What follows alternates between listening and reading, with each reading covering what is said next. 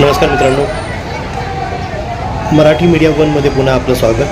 आत्ता अतिशय breaking news आलेली आहे आपल्या हाताशी, कारण आत्ताच प्रभाग क्रमांक 36चा रिझल्ट हाती आलेला आहे आणि त्या प्रभागामध्ये सुभाष जगताप हे तिकडचे जुने नेते, जाणकार नेते होते, परंतु ते पडले आहेत आणि त्या पडले म्हणून त्यांच्यासाठी निदर्शन त्यांच्याच भागातील तळजाई असेल, पद्मावती असेल, या भागातील संपूर्ण स्लम एरिया आहे। या स्लम एरियातील लोकांनी प्रचंड मोठा आक्रोश केला आणि पद्मावतीला मेन रोड, सातारा रोडचा रस्ता रोको केलेला आहे आणि त्या रस्ता रोकोच्या या गर्दीमध्ये तुम्ही पाहू शकता आत्ता हजारोच्या संख्येने जवळजवळ 5000पेक्षा जास्त पब्लिक आता रस्त्यावर येताना आपल्याला दिसत आहे आणि हे सगळेजण विरोध करत आहेत भाजपचा, कारण त्याच प्रभागातील संपूर्ण पॅनल भाजपचं निवडून आलेलं आहे। याच्या विरोधात तुम्ही बघू शकता हा सगळे लोक रस्त्यावर उभे राहिलेले आहेत आणि संपूर्ण सातारा रोड हा ब्लॉक केलेला आहे। इथे सगळे लोक सातारा रोडवर मेन चौकामध्ये खाली बसलेले आहेत आणि संपूर्ण असं म्हणतात की लोकशाही जिंकली, लोकशाही हारली आणि EVM जिंकलं, मशीन जिंकली, असं त्यांचं मत आहे। त्यांचं असं मत आहे की हे सगळं खोटं आहे, आमची मतं चोरलेली आहेत आणि अशाच वेळेस लगेच पोलीस बंदोबस्त तिथे अचानक आला आणि पोलिसांनी सगळ्या या जनमानसांना सरकवण्याची, बाजूला हटवण्याचा पूर्ण प्रयत्न केला आणि त्यांचा हा प्रयत्न करत असताना हा आक्रोश प्रचंड उपळला होता, कारण सगळे लोक सुभाष जगताप यांच्यावर प्रेम करणारे होते आणि त्यांची अशी अपेक्षा होती की ते निवडूनच येणारच आहे, कारण त्यांनी त्या प्रभागात प्रचंड काम केलेलं आहे। तर आता बघूया लोक त्यांच्याबद्दल काय म्हणतात ते।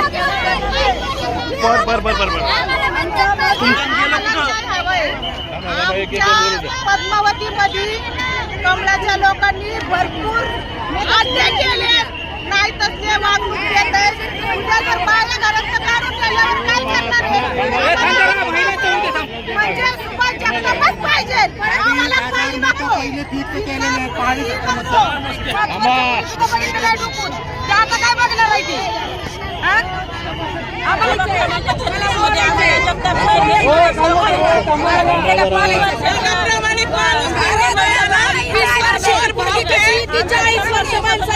काम केलेलं तो बिचारा माणूस कुठे गेलाय?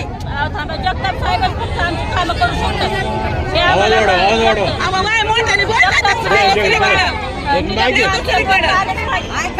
17 वयापासून माणूस काम करतोय।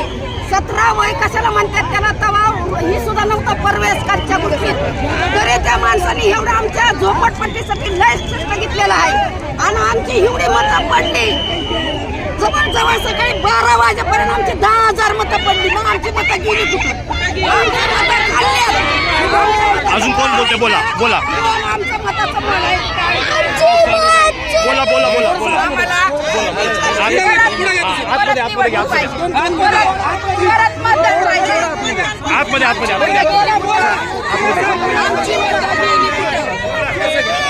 दुसऱ्याला तळजाईमध्ये कुणाला शिरू देणार नाही। सुभाष जगताप नाही तर कोणीच नाही, कुणालाच नाही शिरू देणार। बोला ना 20 वर्षाची मुलगी कशी काय निवडून येते? कधीच नाही आली ती तळजाईमध्ये। 20 वर्षाची तुम्ही माईक घ्या 40 वर्ष साहेबांनी केले, पूर्ण चिठ्ठी प्रभाग क्रमांक 36 श्री सुभाष जगताप यांच्या आम्ही निदर्शनामध्ये आहेत। आमचे सगळी गौरव जनता यांनी सगळं मतदान आमच्या सुभाष जगतापच्या पॅनलला केलेलं आहे आणि आमचं इथं पहिल्यापासून आम्ही जेवढे पॅनल लावले तेवढ्या पॅनलमध्ये आमच्या सुभाष जगताप साहेबांचा विजय झालेला आहे आणि आमच्या गोरगरीब जनतेला सगळ्यांना त्यांनी बघितलेलं आहे। आमच्या तळजाई वसाहतमध्ये त्यांनी सगळी एकदम व्यवस्था केलेली आहे, त्यामुळं आमच्या साहेबांना 2 वर्षी जर का मतदान एवढं पडत नाही, एवढी जर का जनता येत नाही, ही जनता काय वेगळी आहे का? या जनतेमुळे काय आमचा विजय होऊ शकत नाही का? मग दुसऱ्या कमळाचा विजय कसा होतो? दरवेळेस भारतीय जनता पार्टीचा विजय कसा होतो? जे आहेत ते कधी येत नाही। ही एवढी जनता आहे, कशी आहे या महिलांना विचार, या महिलांचं कसं आहे काय नाही।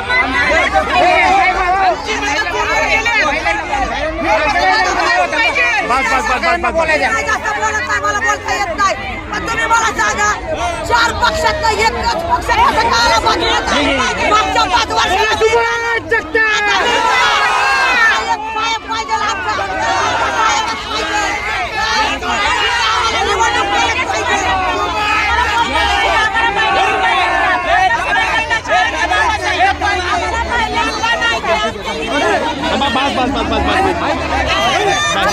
आमची सहकार नगरची हाक आहे की आम्ही बंद करणार आहे. बंद करणार आहे.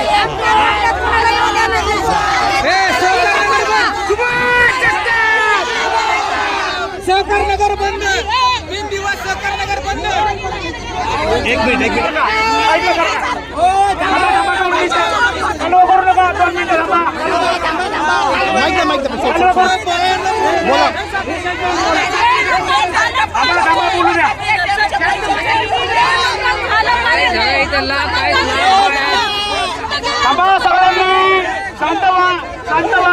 शांतवा बोला.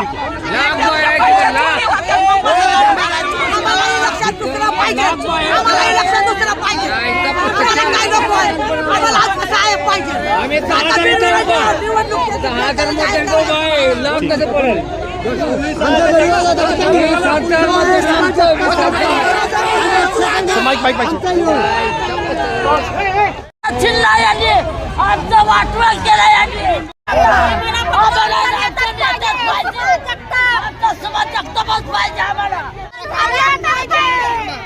2,500 मतं पहिलेच मशीनमध्ये फिक्स केलेली आहे. 4 पॅनल आहे. 4 पॅनल मधलं एक तरी यायला पाहिजे का नाही?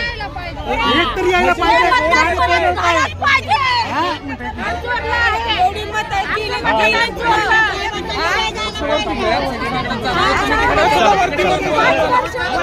साहेबांनी खरंच सगळ्यांसाठी भरपूर कामं केलेले. विचारलं तरी साहेब येणार होते निवडून.